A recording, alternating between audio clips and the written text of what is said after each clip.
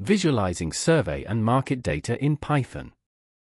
In this lesson, we will explore how to turn survey and customer responses into clear business insights using Python visualizations. Understanding and communicating survey results is critical for making evidence-based decisions in marketing, customer experience, and product development.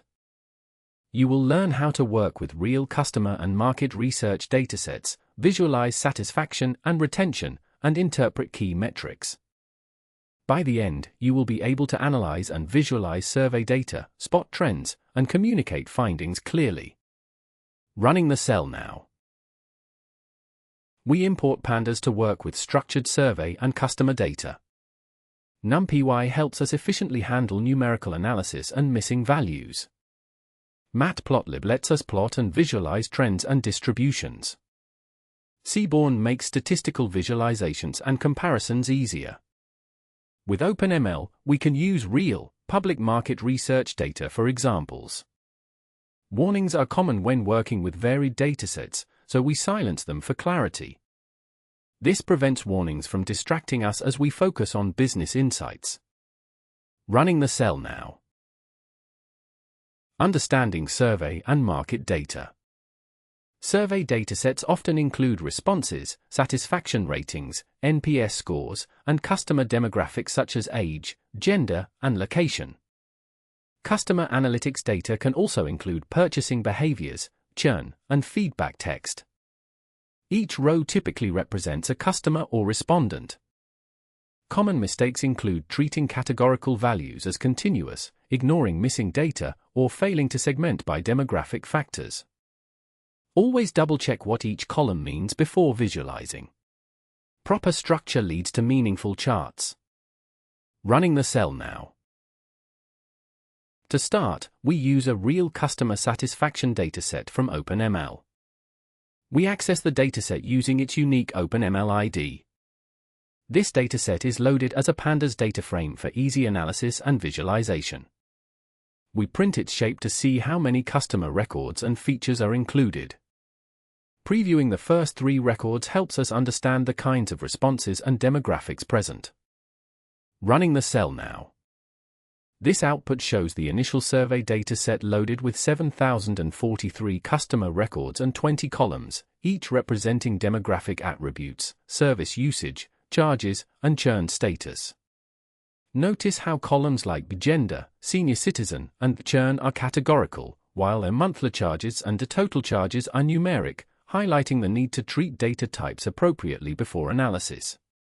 This reinforces the lesson's point about understanding each column's meaning and structure to create accurate and insightful visualizations. What business question could you answer using customer satisfaction data? Let us look at another business scenario involving campaign performance. Next, we load a real marketing campaign dataset to explore responses to business promotions. We use a different OpenML ID to get the bank marketing dataset. The data is loaded and ready for analysis. Renaming the columns makes business interpretation easier and links to common marketing analytics terms. We observe the size and dimensionality of this dataset to check suitability for visualization. A preview of campaign records helps us verify the format and possible use cases, such as response rate analysis. Running the cell now. Here, the dataset contains 45,211 rows and 17 columns, each representing a customer contacted in a marketing campaign. Notice the mix of numeric columns like age and balance, alongside categorical ones such as job and marital status, emphasizing the importance of correctly handling different data types for accurate analysis. This initial overview sets the stage for exploring customer demographics and campaign responses in context. Here, we generate a synthetic but realistic survey dataset focused on Net Promoter Score, NPS. Setting a seed ensures the results can be reproduced consistently. This table includes a customer ID for each response. We add age as a demographic to support segmentation analyses. The region field allows us to visualize NPS by geography. Each NPS_score shows how likely a customer is to recommend the business.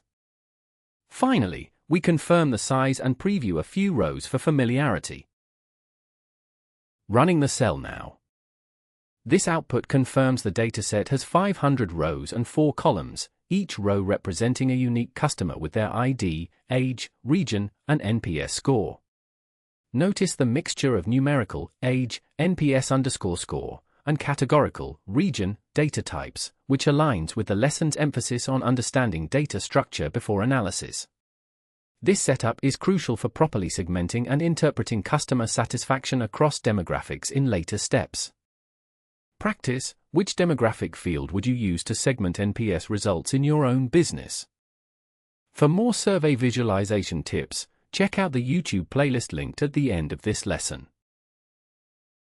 First, let us visualize the distribution of survey respondents by gender to understand demographic reach. We count how many times each gender appears in the data. A simple bar chart clearly communicates this breakdown. The x-axis shows gender categories. The y-axis counts the number of respondents. Layout adjustments make the chart readable. We show the plot to deliver the business insight. Running the cell now. This bar chart shows the count of survey respondents grouped by gender, highlighting the distribution of participants in the dataset. Notice how the bar's heights reveal the relative frequencies, which helps us understand if the sample is balanced or skewed by gender, a crucial step before deeper analysis. This confirms that the gender column is categorical and correctly summarized, supporting meaningful demographic segmentation later in the lesson. Now, we visualize how NPS scores are distributed across our customer base. A larger figure helps when showing many score options. We use histogram bins from 0 to 10, matching the NPS scale. The title explains the business metric being shown. NPS is along the x-axis, with customer counts on the y-axis. Tight layout makes sure axis labels do not overlap. Showing the plot reveals where most customers fall on the NPS scale. Running the cell now. This histogram shows the distribution of Net Promoter Scores, NPS, across all survey respondents, with each bar representing the count of customers per score from 0 to 10. Notice the shape of the distribution, which helps identify how many promoters, passives, and detractors there are, crucial for understanding customer sentiment. This aligns with the lesson's focus on correctly interpreting key survey metrics before further analysis. Let us summarize campaign effectiveness by visualizing the percentage of customers who responded positively or negatively. First, we count the unique response outcomes. A square figure gives enough space for the pie chart. The labels show each category, with percentage values for context. We include a title so viewers understand the business context.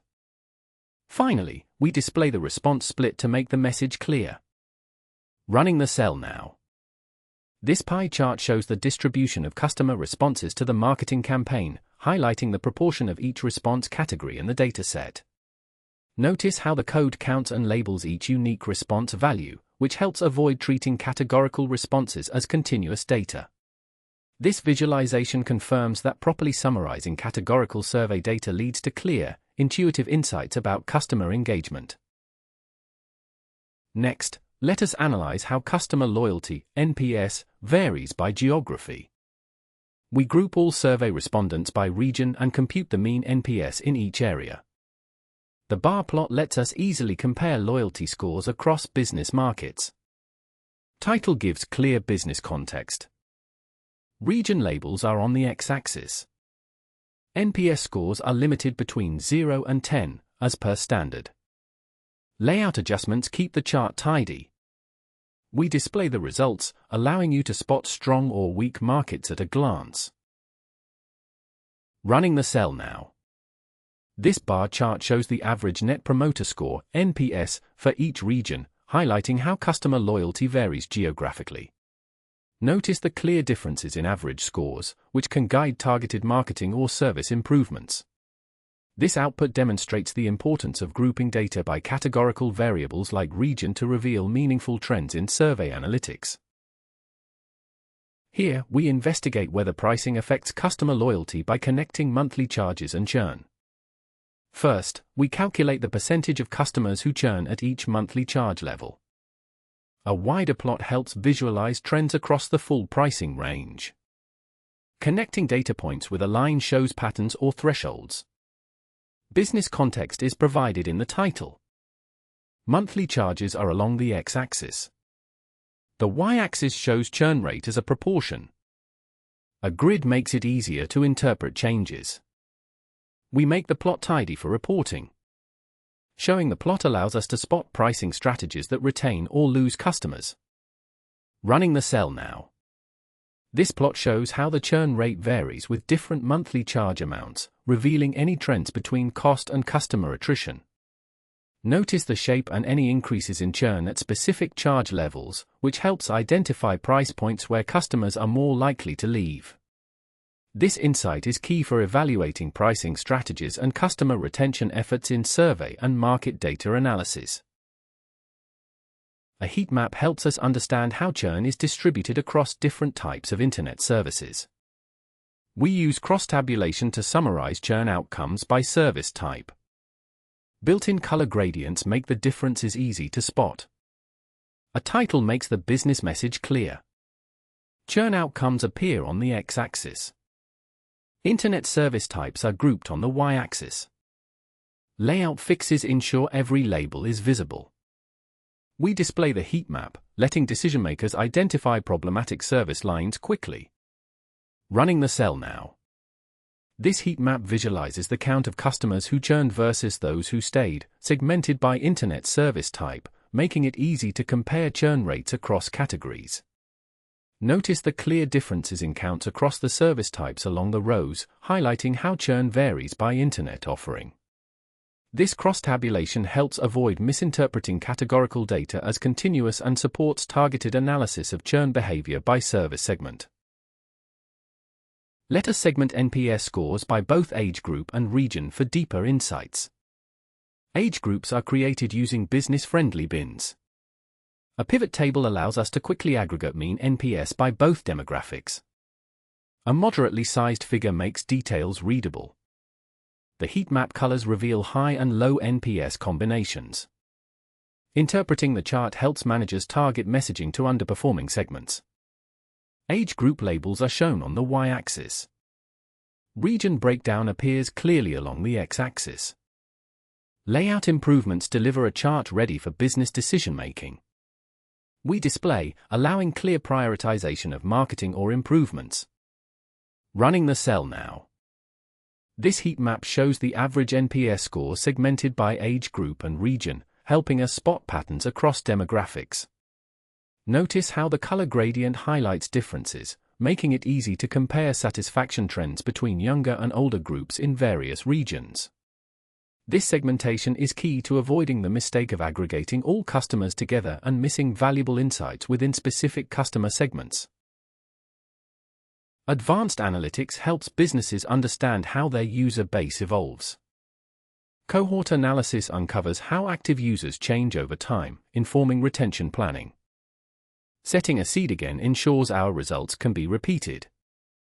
A range of monthly sign-up dates covers 2 full years for trend analysis. We simulate customer retention as a time series for visualization. A line chart with markers highlights changes month to month. Providing a title contextualizes the metric tracked. The x-axis covers sign-up months. Y-axis shows the precise number of active users in each period. Rotating labels helps with timeline readability. Using tight layout ensures the figure remains presentation ready. We show and interpret the long-term retention trend for better forecasting. Running the cell now. This line chart shows how the number of active users changes over monthly sign-up cohorts, highlighting retention trends over time. Notice the fluctuations in active users, which can reveal periods of higher or lower customer engagement. This visualization underscores the importance of segmenting data by sign-up month to track retention patterns effectively in customer analytics. Let us visualize qualitative customer feedback for hidden trends or sentiment signals. The word cloud library helps summarize unstructured comments. We use a small real-world sample of open-ended customer responses. All feedback is combined into a single text chunk for analysis. A word cloud visually emphasizes the most common terms and themes. Neutral words are filtered for greater business clarity. The figure size provides readable output for presentation. Display options improve aesthetics and focus on content. No axis is needed for this style of visualization. The chart shows the most discussed aspects, guiding customer experience teams.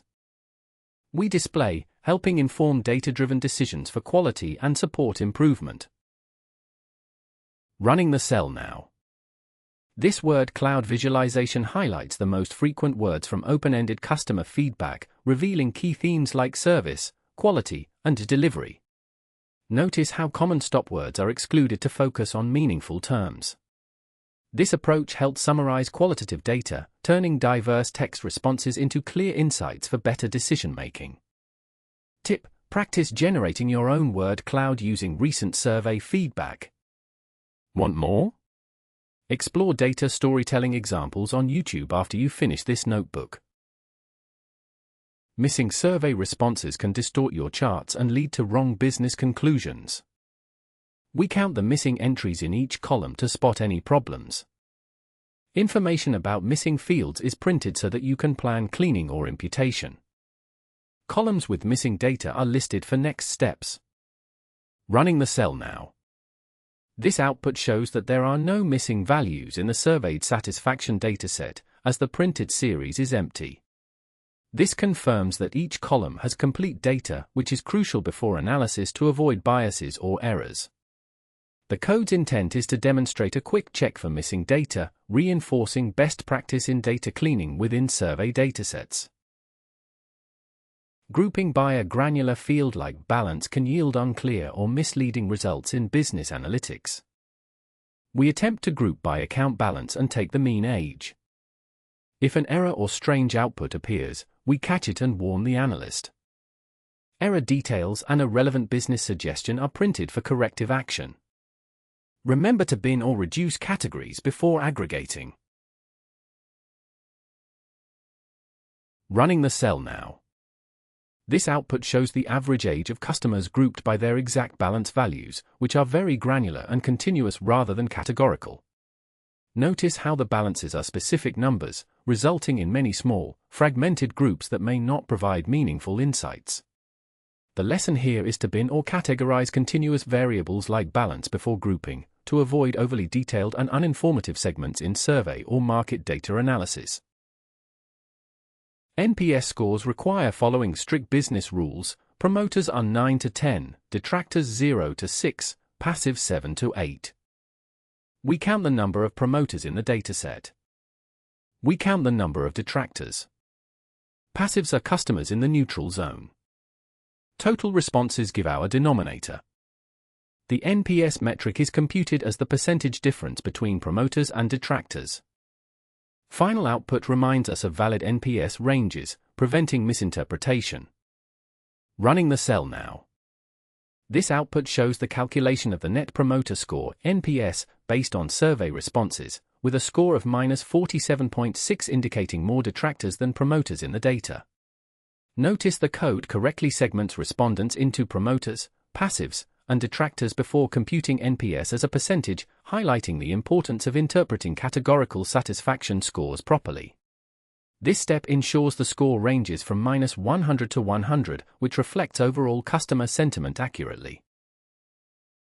Best practices in market research analytics. Always segment data by relevant business characteristics such as age, region, or service tier. Use cross-tabulations and heat maps to detect patterns and outliers quickly. Build indices and scores using official methods, such as NPS, and explain ranges to business users. Monitor trends over time to capture changes in satisfaction, campaign, or retention metrics. Double-check visualizations for missing or misclassified data before presenting findings. Running the cell now. Segmenting customers helps tailor business strategies for each group. We bin monthly charges to create business-friendly satisfaction levels. Counting each segment tells us which groups are largest or targeted. A bar chart summarizes this segmentation for managers. A good title clarifies what the chart means. Segments are labeled clearly on the x-axis. Customer counts make interpretation easy. Chart is tidy and ready for operational use. We display findings so managers can act. Running the cell now. This bar chart segments customers into tiers based on their monthly charges, revealing how many customers fall into each payment level from basic to elite. Notice the distribution shape, whether more customers are concentrated in lower or higher tiers, which helps tailor marketing and service strategies effectively. This visualization aligns with best practices by using clear segmentation to identify key customer groups for targeted analysis. Cross-tabulating churn by payment method uncovers risks in how customers pay. We normalize by row to compare proportions instead of counts. Medium-sized figures keep the output readable. Business users can quickly spot high churn methods with color scale. A title contextualizes our insight. Labels outline the method and churn columns. Question: what payment method would you prioritize for retention programs? Tidy layout readies the figure for sharing. Interpret results and make a plan. Running the cell now. This heat map displays the proportion of customers who churn or stay, segmented by payment method. Notice how each row sums to 1, highlighting differences in churn rates across methods, key for identifying higher-risk segments. This visualization aligns with best practices by quickly revealing patterns to guide targeted retention strategies. Moving averages smooth noisy time series and highlight underlying business trends in retention. A new column stores the 3-month rolling average of active users. Wider figures accommodate each cohort month. We plot the original and smooth retention trends together. Dashed lines clarify which line is the rolling average. Appropriate titles set expectations for insight consumers. Sign-up months remain the timeline axis. Active user counts are labeled directly. A legend distinguishes curves. Final layout optimizes for presentations. Showing the plot enables managers to set realistic retention targets. Running the cell now. This plot shows the trend of active users by sign-up month, with a 3-month moving average smoothing out short-term fluctuations for clearer pattern detection. Notice how the smoothed line highlights overall retention trends, helping identify periods of growth or decline. This aligns with best practices by monitoring trends over time to inform retention strategies effectively. Let us walk through a real business workflow, analyzing survey responses to recommend change. Step 1. We check whether contract choice affects how often customers leave. A normalized crosstab calculates churn rates for each type of contract, month to month, 1 year, 2 year. Stacked bar charts show the proportion of churned and retained customers per contract group. The chart's title explains the comparison for decision makers. Contract types are easy to scan on the x-axis. Proportions on the y-axis highlight risky plans. A legend distinguishes outcomes. Layout adjustments ready the output for reporting. We display the result for further business discussion. Running the cell now. This stacked bar chart shows the proportion of customers who churn or stay within each contract type, revealing key differences in retention. Notice how the normalization by row, contract, allows comparison of churn rates independent of contract size, aligning with best practices to segment data by relevant business attributes. This visualization helps identify which contract types have higher churn, guiding targeted retention strategies. We identify which contract has the highest churn rate, enabling focused retention initiatives. A simple lookup finds the group at highest risk. A data-driven recommendation for action is printed for business leaders. Running the cell now. This output highlights that customers with month-to-month contracts have the highest churn rate, a key insight from segmenting data by contract type. This finding supports targeted retention strategies and exemplifies best practice in using relevant business characteristics to prioritize actions.